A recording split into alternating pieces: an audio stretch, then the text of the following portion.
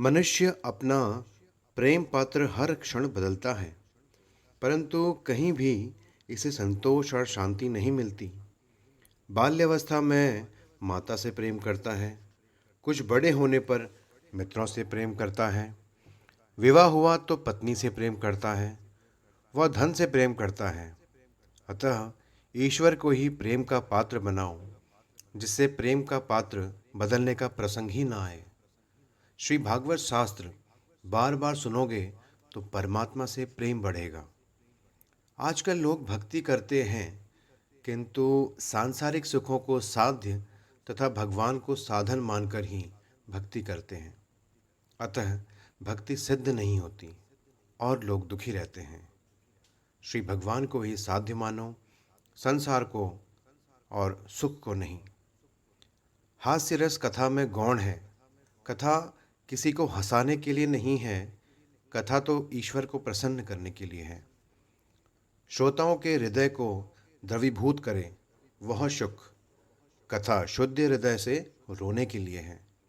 मेरा आज तक का जीवन निरर्थक ही गया, ऐसा भाव हृदय में जागे तो कथा का श्रवण सार्थक है। कथा सुनने के बाद पाप ना छूटे और वैराग्य उत्पन्न ना होवे तो कथा का श्रवण किस काम का। श्री भागवत के शास्त्र दर्शन से, श्रवण से पूजन के पापों का नाश होता है। श्रीमद् भागवत के श्रवण मास से ही सद्गति मिलती है। कथा श्रवण का लाभ आत्मदेव ब्राह्मण का चरित्र कहकर बताया गया है। बिना दृष्टांत का सिद्धांत मन को छूता ही नहीं।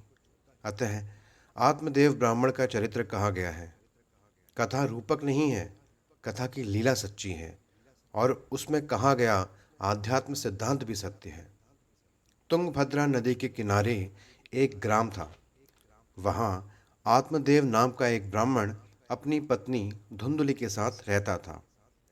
आत्मदेव पवित्र था, परंतु धुंधुली स्वभाव की क्रूर, झगड़ने वाली थी। आत्मदेव निसंतान थे। संतान के अभाव से आत्मदेव दुखी थे। संतान के लिए आत्मदेव ने बहुत प्रयत्न किए, परंतु कोई सफलता नहीं मिली। अतः उसने आत्महत्या करने का निश्चय किया। आत्मदेव ने वन की ओर प्रयाण किया। घूमते फिरते रास्ते में नदी का किनारा आया। वहाँ एक महात्मा मिले। आत्मदेव महात्मा के पास गया और रोने लगा। महात्मा ने उसके दुख का कारण पूछा। आत्मदेव ने कहा, मेरे पास खाने पीने के लिए तो बहुत कुछ है, परंतु मेरे बाद खाने वाला कोई नहीं है। अतः मैं दुखी हूँ, इसलिए मरने की इच्छा से यहाँ आत्महत्या करने आया हूँ। महात्मा ने कहा कि तुम्हें कोई संतान नहीं है, ये तो परमात्मा की कृपा है। पुत्र परिवार न हो तो समझ लो कि ठाकुर जी को सब कुछ तुम्हारे हाथों से ही कराना है, इसलिए तुम्हारे कोई संतान नहीं दी है। पुत्र तो दुख स्वरूप है। ईश्वर जैसी भी स्थिति में रखे, वैसी स्थिति में संतोष मानकर ईश्वर का स्मरण करना चाहिए। तुकाराम जी कहते हैं, ठवीले अनंते तैसे ची रहावे, चिति असो ध्यावे समाधान। अतः ईश्वर जिस स्थिति में रखे उसी में आनंद मानना चाहिए। एक बार एकनाथ महाराज विट्ठलनाथ जी के मंदिर में दर्शन करने आए। एकनाथ जी को सुयोग्य पत्नी मिली थी, इसलिए वे श्री भगवान का उपकार मानते थे। वे कहते थे कि मुझे स्त्री का संग नहीं, सत्संग दिया है। थोड़ी देर बाद मंदिर में भक्त तुकाराम जी दर्शन करने आए। तुकाराम की पत्नी कर्कशा थी। कर्कशा पत्नी के लिए भी तुकाराम जी भगवान का उपकार मानते थे। वे कहते थे कि भगवान, यदि तुमने मुझे अच्छी और सुंदर पत्नी दे दी होती तो मैं सारे दिन उसी के पीछे लगा रहता और तुमको ही भूल जाता।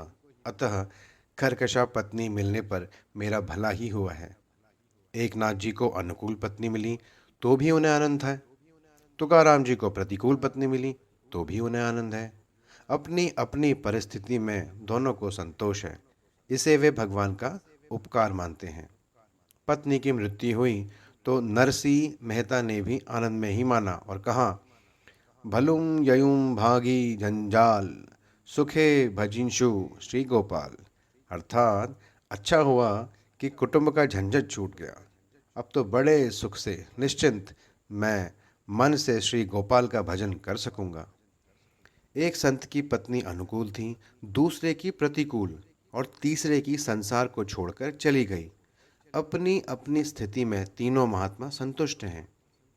सच्चा वैष्णव वही है जो किसी भी परिस्थिति में परमात्मा की कृपा का अनुभव करता है और मन को शांत और संतुष्ट रखता है।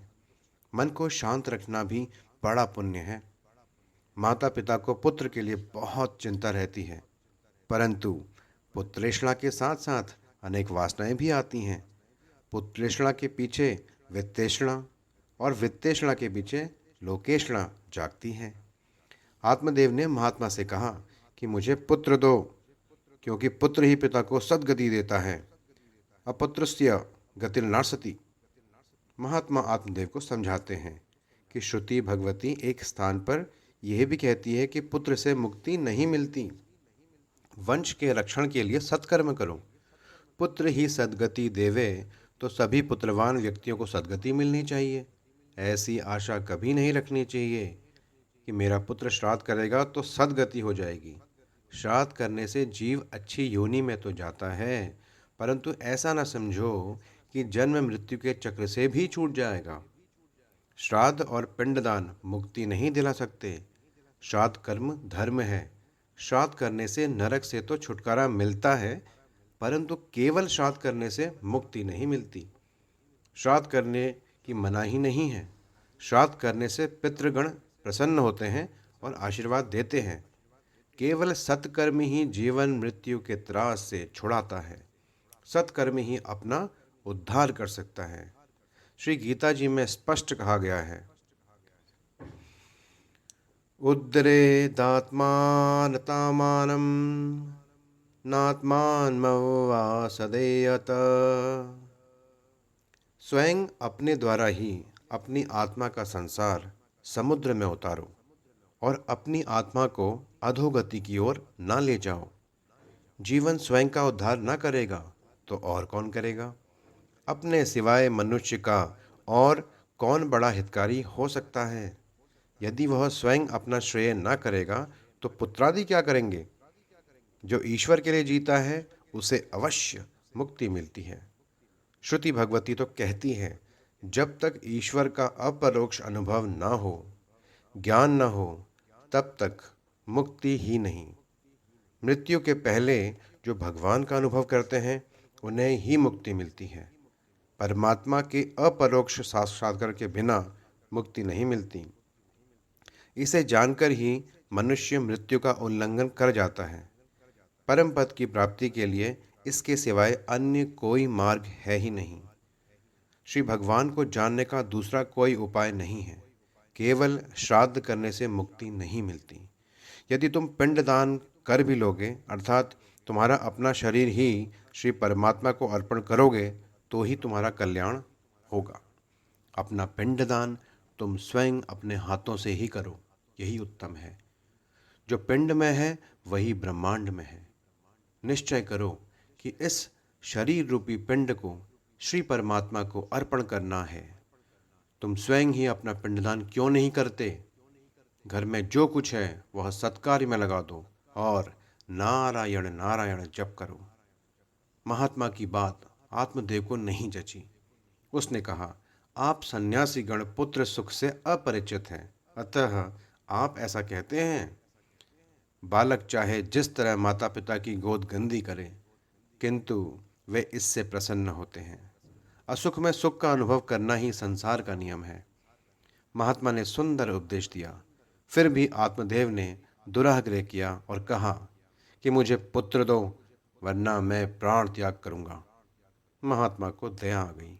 उन्होंने एक फल देकर कहा कि यह फल अपनी पत्नी को खिला देना, तुम्हारे यहाँ योग्य पुत्र होगा। आत्मदेव फल लेकर घर लौटा। पत्नी को फल दिया। धुंधली फल को खाने में कुतर्क करने लगी। वह सोचती है कि फल खाने पर मैं गर्भवती हो जाऊंगी और परिणाम स्वरूप दुखी होंगी। बालक के लालन पालन करने में भी बड़ा दुख है। उसने अपनी छोटी बहन से ये बात कही तो उसने एक युक्ति बता दी। मुझे बालक होने वाला है, उसे मैं तुझे दे दूंगी, तो गर्भवती होने का नाटक कर लेना। धुंधली को पुत्र की इच्छा तो है, किंतु बिना कोई दुख झेले। मनुष्य का स्वभाव है कि उसे सुख की इच्छा तो है, किंतु बिना किसी प्रयत्न और कष्ट के। मनुष्य पुण्य करना नहीं चाहता, फिर भी पुण्य के फल की इच्छा रखता है, और पाप करता है, किंतु पाप का फल भोगना नहीं चाहता। छोटी बहन के कहने पर धुंधली ने वह फल गाय को खिला दिया और स्वयं गर्भवती होने का नाटक करने लगी। वह बहन का पुत्र ले आई और जाहिर किया कि ये पुत्र मेरा है। धुंधली ने अपने पुत्र का नाम धुंधकारी रखा। दूसरी ओर जिस गाय को यह फल खिलाया गया, उस गाय ने मनुष्याकार बालक को जन्म दिया। उसका नाम गोकर्ण था। दोनों बालक बड़े हुए। गोकर्ण पंडित और ज्ञानी हुआ और धुंधकारी दुष्ट निकला। श्री भगवत की कथा में त्रिविध दृष्टिकोण हैं: आध्यात्मिक, आधिदैविक और आधिभौतिक। जरा विचार करेंगे तो समझ में आएगा। मानव काया ही तुंगभद्रा है। भद्रा का अर्थ है कल्याण करने वाली और तुंग का अर्थ है अधिक। अत्यधिक कल्याण करने वाली नदी तुंगभद्रा नदी है और यह मनुष्य का शरीर ही तुंगभद्रा है। अपनी काया के द्वारा ही मानव आत्मदेव हो सकता है। जो अपनी आत्मा को स्वयं देव बनाए, वही आत्मदेव है। आत्मदेव ही जीवात्मा है। हम सब आत्मदेव हैं। नर ही नारायण बनता है। मानव देह में रह रहा जीव देव बन सकता है। गुस्सा करने वाली और कुतर्क करने वाली बुद्धि ही धुंधली है। प्रत्येक घर में यह धुंधली होती है। धुंधली कथा में भी उधम मचाती है। द्विधा बुद्धि, द्विधावृत्ति ही धुंधली है। जब तक द्विधा बुद्धि रहती है, तब तक आत्मशक्ति जागृत नहीं हो सकती। बुद्धि दूसरों की बातों में नाहक टांग अड़ाती है। यह बहुत बड़ा पाप है। मैं कौन हूँ, मेरा स्वामी कौन है, इसका विचार बुद्धि नहीं करती।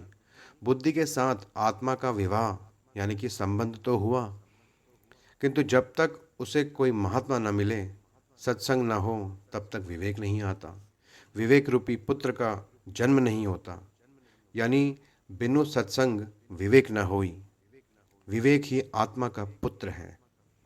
यदि आत्मा और बुद्धि के संबंध से विवेक रूपी पुत्र का जन्म नहीं होवे, तो संसार रूपी नदी में जीव डूब के मरता है।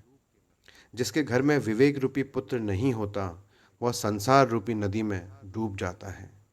इसी में आत्मदेव डूब मरने के लिए जाता है।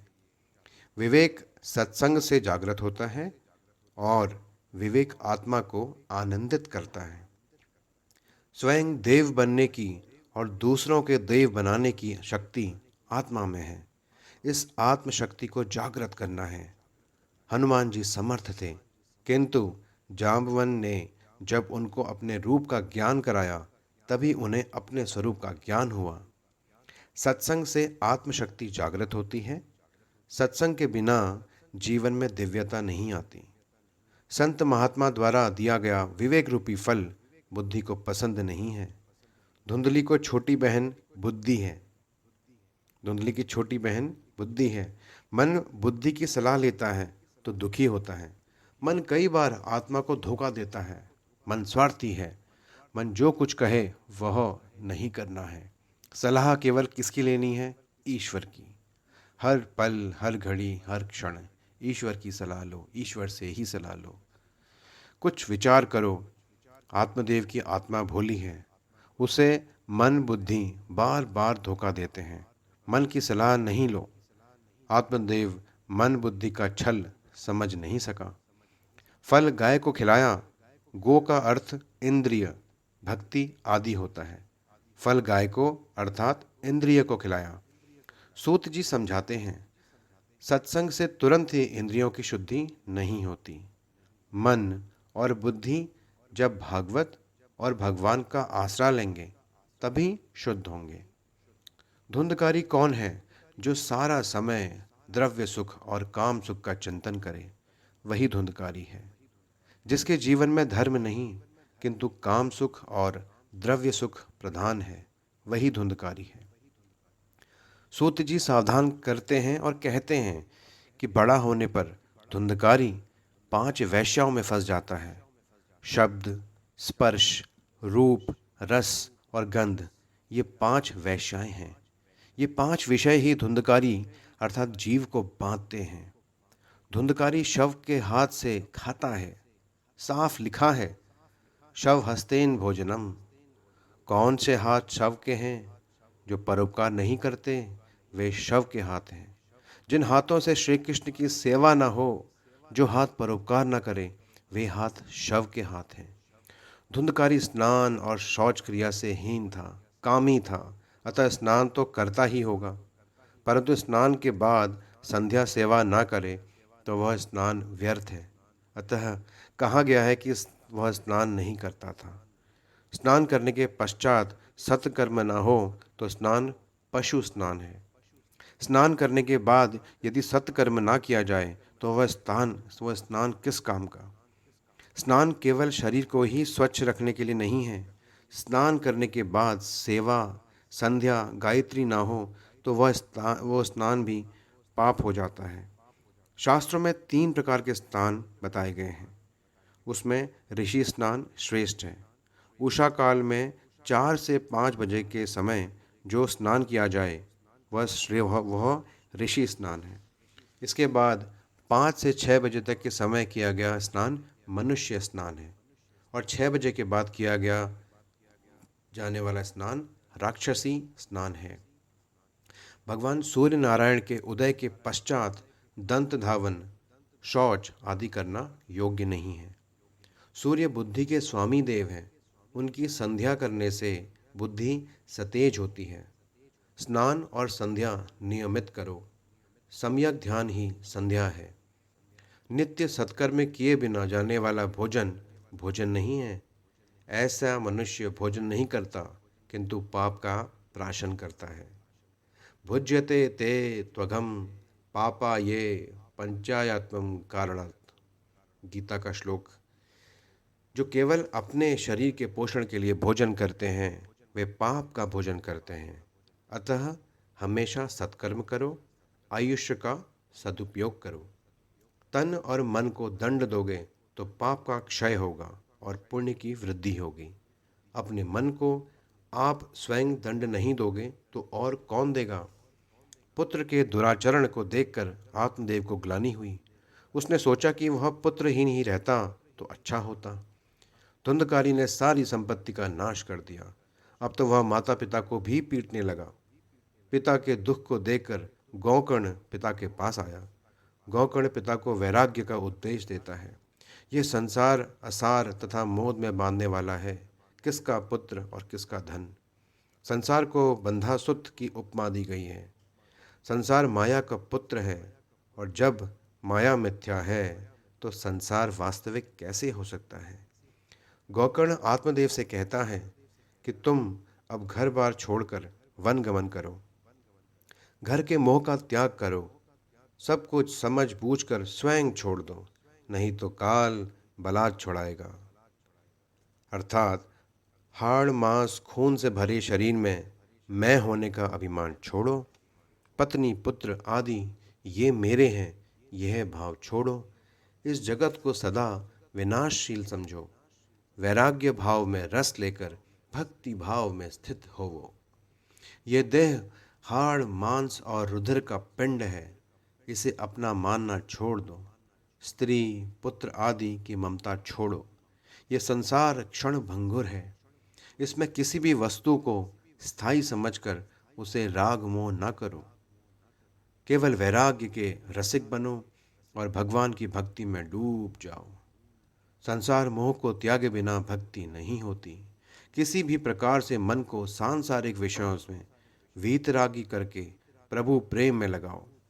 जब तक संसार आसक्ति नष्ट नहीं होगी तब तक भगवद आसक्ति सिद्ध नहीं हो सकेगी।